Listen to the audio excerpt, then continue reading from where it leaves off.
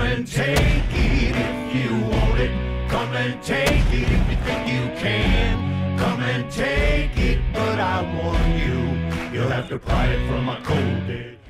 Alright, so we are talking all things Spyderco today, specifically the Spyderco Manix 2 in the translucent blue. Now, I did originally purchase a while back the original Spyderco Manix 2, the G10 handles and the steel liners, and I thought it was a little bit too bulky and too heavy, and I just really disliked the knife to the point where I actually sold it very quickly after buying it because I didn't like it at all. So that's how I felt about that one, but this one I am just absolutely digging beyond belief, actually. So let's get into the specifics here. Overall, we have an 8-inch knife with a 3.4-inch blade and a 4.6-inch handle. I think that math works out right. Yeah, it sounds about right. Now with the blade, you do have only a 2.9-inch cutting area because you have the 50-50 choil, very reminiscent of the Spyderco Paramilitary 2, where the choil is made up of half the blade and half the handle. So as you can see, very reminiscent of the Spyderco Para 2 design. I do like it. It gives you the ability to get a normal grip and then choke up if need be to do a little bit more finer tasks. Also, you can get in there with your thumb and get your finger up on top of the blade there if you got to do some real fine work, or if you need to cut something real thin out. If you need to do something like that, dig out a splinter, something along those lines, hey, you can do it.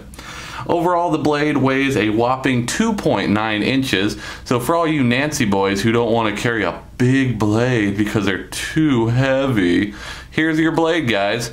8 inches long, 3.6 or 3.4 inch blade, 2.9 ounces. Rock on.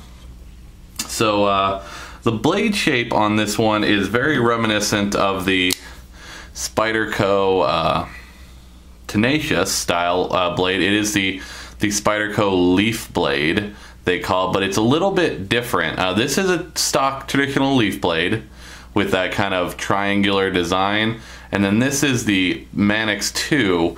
As you can see, you kind of got a little bit different geometry on how the blade, it kind of slants down more towards the tip on the Manix 2 than it does on the Tenacious there. So you can see it's a leaf blade design, but a slightly modified leaf blade design. The blade steel on this one is the CTS BD1 blade steel, which is a high carbon chromium steel that provides the same properties as stainless, but with a higher hardness and excellent wear resistance. So you're going to get a longer blade, a longer sharpness out of your blade, and it's definitely going to hold the edge much longer than a cheaper steel like the 8CR13 MOV on our Tenacious here. Now, I got this knife in a trade for a guy who was really digging my I believe, was it the Murdoch or the Hannibal? My Hannibal that I had done a review on a while back, and I happened to come across a second one, so I was willing to throw up the trade. So I picked up this and something else in trade for a Hannibal, and I feel pretty good about it. I hope you've gotten that knife by now. It was going to Canada, so God only knows if it's stuck in customs or not. But I definitely got this, and I'm very, very happy with it. He actually included a really cool lanyard with it as well here. I got the box. Don't necessarily know if I'm going to be using this lanyard specifically. The bead is definitely really cool. Not quite my style. I'm more into simplistic lanyards like that, but very cool. I'll definitely find some use for that. So just a shout out there for the awesome trade. So let's get back to the knife though. On the deployment and lockup on this knife is just fantastic. For a knife that's all pinned in and there's no adjustment at all in this blade, it is super fast and the lockup is fantastic. Closes really nicely, deploys smooth as can be, just like butter. Has a great strong lockup. I've heard a lot of good things about this Spyderco ball bearing locking mechanism.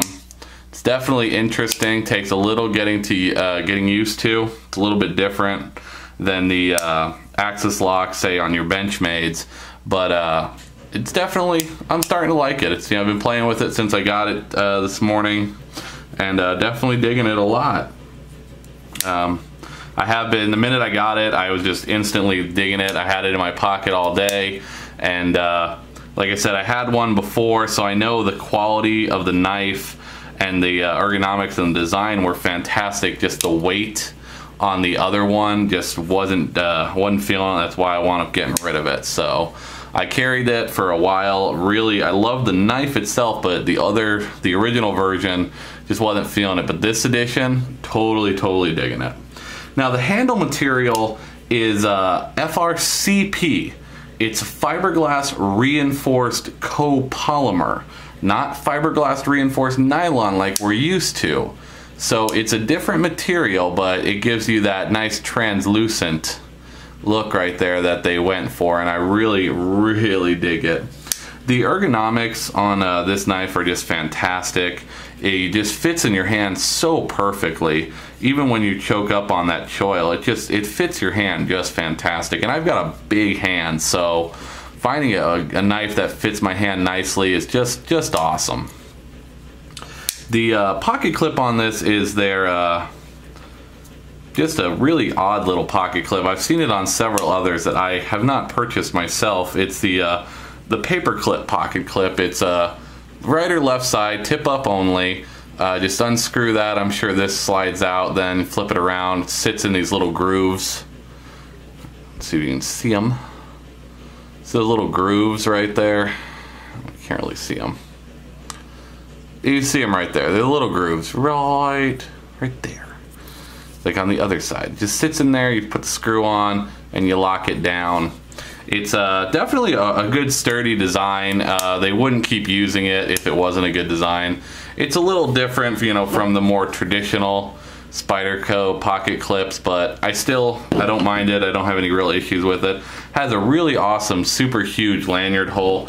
Very reminiscent of the Paramilitary 2. Now it doesn't have the metal collar in it like that one does.